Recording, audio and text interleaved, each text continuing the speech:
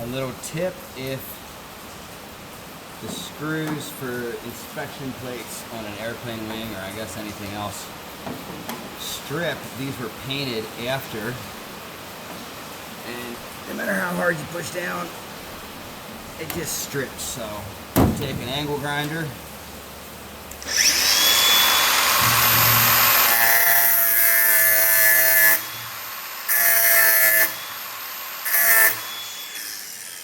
don't cut into the skin. Get a big flathead, turn it in.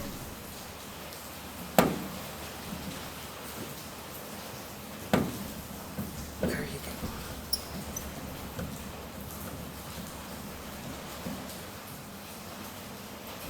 Easy peasy.